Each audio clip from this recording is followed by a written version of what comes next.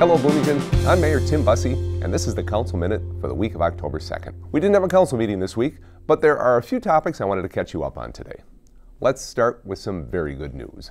Last week, the City of Bloomington was recognized by the Minneapolis Regional Chamber of Commerce during its first ever Regional Leaders and Innovators Awards presentation. The Chamber honored municipal leaders throughout the Twin Cities who champion innovative public policy solutions that advance the public good and demonstrate a commitment to efficient and effective government. I am proud to say that Bloomington won 3 of the 6 awards.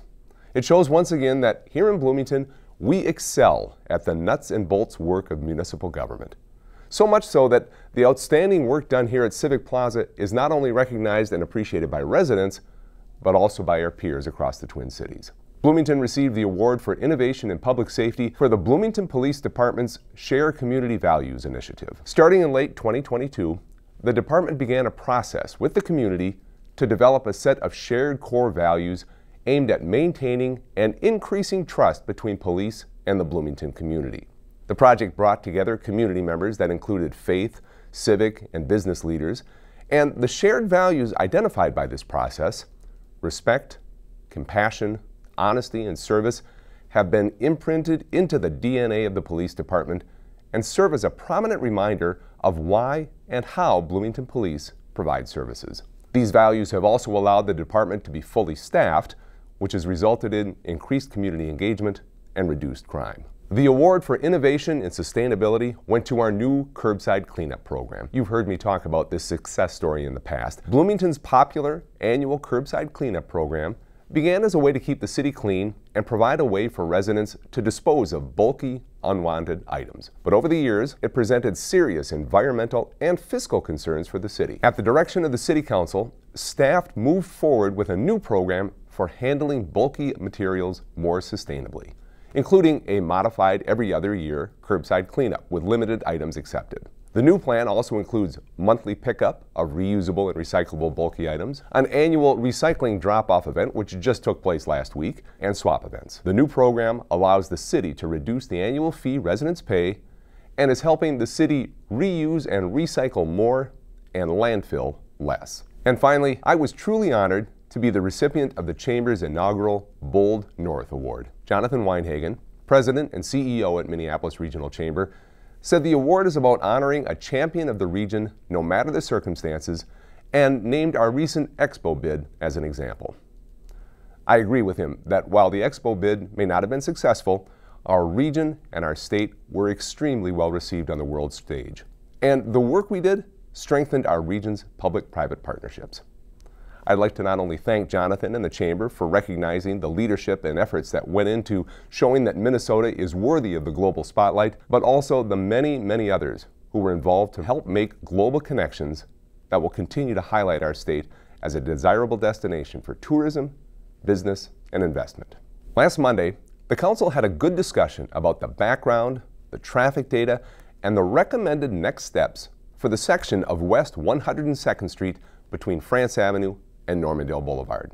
This is a busy road that runs in front of Jefferson High School, Olson Middle School, and Olson Elementary, which means it obviously carries a lot of foot, bike, bus, and car traffic. Earlier this year, the Council ordered a project to do pedestrian and driver safety improvements at the busy Olson School driveway.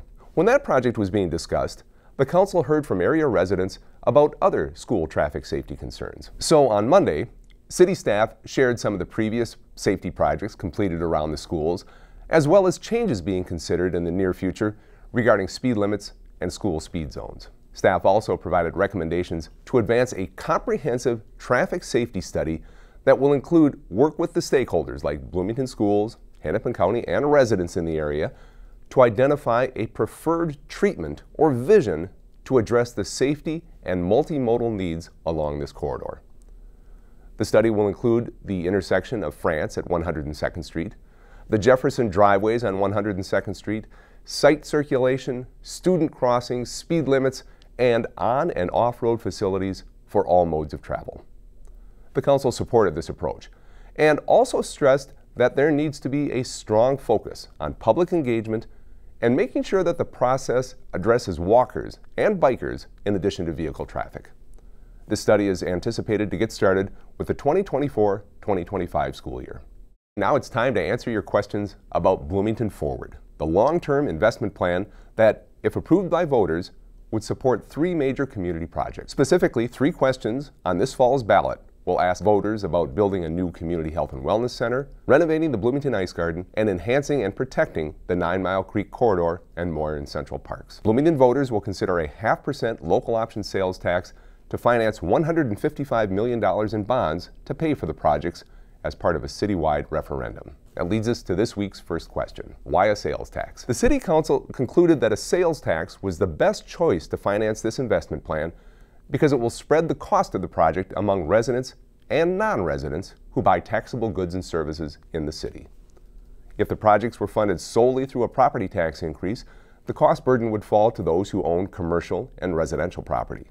According to research by the University of Minnesota, about 65% of the sales tax in Bloomington would be paid by non-residents. This means approximately $101 million of the $155 million project costs would be paid by non-residents. Next up, what happens to the sales tax rate if 1 or 2 of the projects are approved instead of all 3? First, you get to vote on all 3 projects separately. The sales tax rate would stay the same no matter how many questions are approved by voters. The tax would be a 0.5% no matter if 1 or 2 or all 3 projects are approved in November.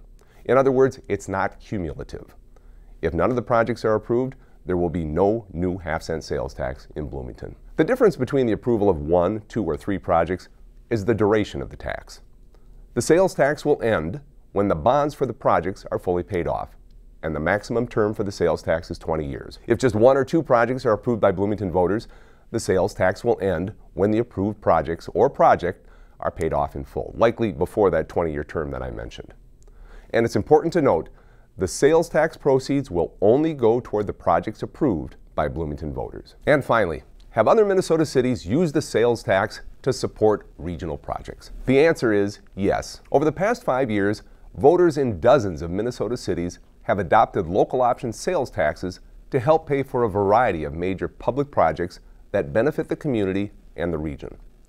Some examples of cities that have implemented a sales tax in recent years include St. Peter for a new fire station, Edina for park and recreation improvements, Rogers for trail and pedestrian projects and aquatics, West St. Paul for road projects, and Maple Grove for a community center. The bottom line is that a local sales tax is more common than you might realize, and many other cities across Minnesota have adopted a local sales tax as a way to improve their communities. I'll be answering a couple of questions each week leading up to Election Day. In the meantime, we have scheduled 2 Bloomington Forward information sessions with City Manager Jamie Verbrugge. The first is Wednesday, October 11th from 6:30 to 7:30 via Zoom. The second is on Tuesday, October 17th from 6:30 to 7:30 p.m. in the council chambers here at Civic Plaza. For more details about the sessions and information about the projects and the sales tax, please visit bloomingtonforward.org. That will do it for this week's Council Minute. Thanks much for joining me today. Until next time, stay safe, Bloomington.